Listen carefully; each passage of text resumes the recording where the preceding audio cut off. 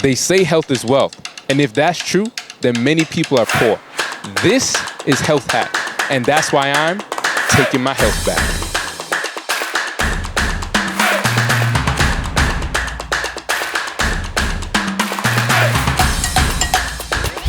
Can you name for me some items that you might find in the traditional American breakfast? What comes to your mind when you think about the traditional American breakfast? Traditional American breakfast would be eggs, sausage, pancakes. But I would probably say scrambled eggs, ham, probably bacon. Scrambled eggs, bacon, grits, biscuits, hash browns, put tomatoes on the grits. And I don't eat ham, but ham, pork is a big time breakfast.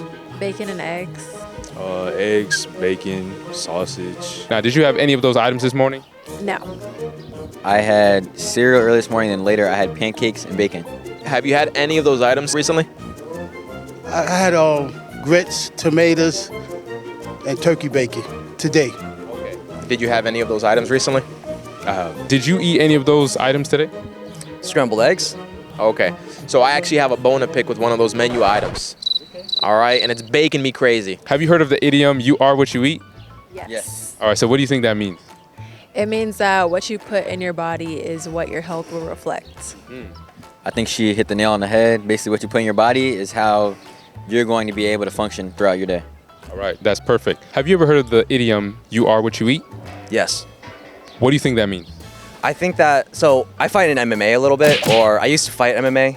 I just kind of train now, but you are what you eat in my terminology is like whenever you're preparing for that fight, what you eat dictates how you perform, right? So if I'm always eating like absolute, like really bad stuff, I know my performance is going to be bad. So I want to share with you an article from Cancer Council. They quote from the World Health Organization. They said that they have classified processed meats, including ham, bacon, salami, and frankfurts, as Group 1 carcinogens. That means that there's strong evidence that processed meats cause cancer. All right, and then it says here in the underlined words, red meat such as beef, lamb, and pork has been classified as a Group 2A carcinogen, which means it probably causes cancer. What do you think about that? That's very interesting. So what do you think about that? Personally, I'm pescatarian, so it doesn't really affect me, but it's interesting to know because I know a lot of people who eat those meats. I used to be pescatarian myself as well. What about you?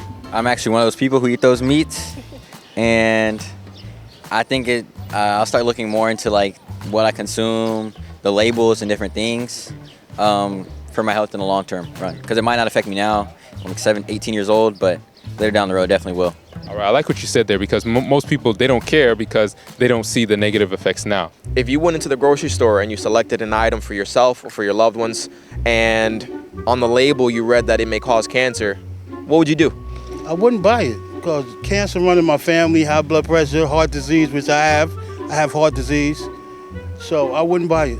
Now, if you went to the store and on the package of any food item, it said causes cancer in bold print, would you buy it? Absolutely not. No.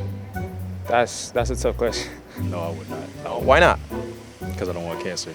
But it's interesting that the World Health Organization has this information public, but yet we don't hear much about it. You don't see ads saying, okay, eat less meat. For the most part, you still see more and more ads promoting eating these type of foods, even the traditional breakfast food items. So my question to you is, do you think we can wholeheartedly put our trust in the government to tell us what is best for our health? Absolutely not. I do not believe so. I think we have to do our own personal research.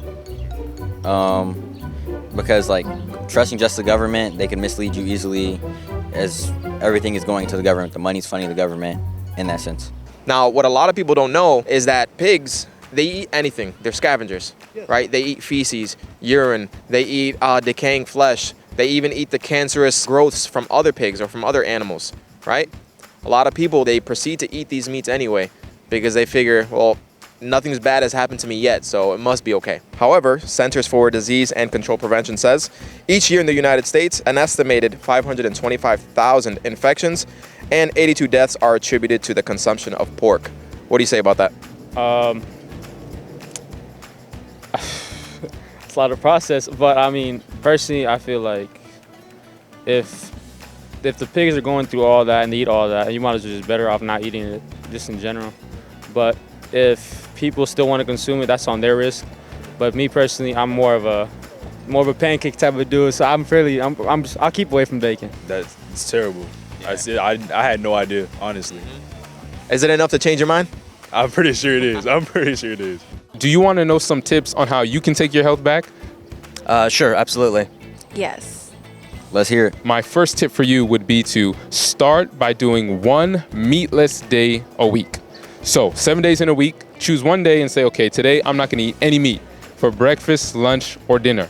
And the reason why is death and life are in the power of the tongue. So that means what we put in can either cause death or it can cause life.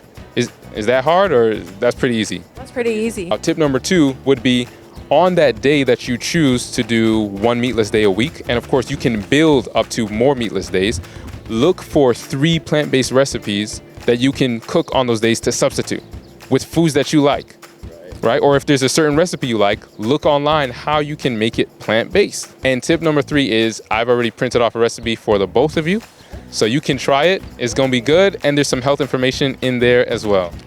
Okay, thank you so much.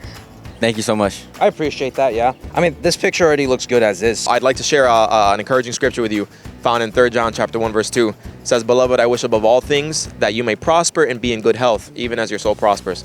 So we know that the Lord is not just interested in your spiritual growth, but he's also interested in your physical health and your well-being, right? And I have a gift for you. It's a health gift, and inside of this bag there is a plant-based recipe to help you on your health journey, so you can take your health back. What do you say? Hey man, thank you so much. Hey man, Honest. appreciate your time. Thank you so much.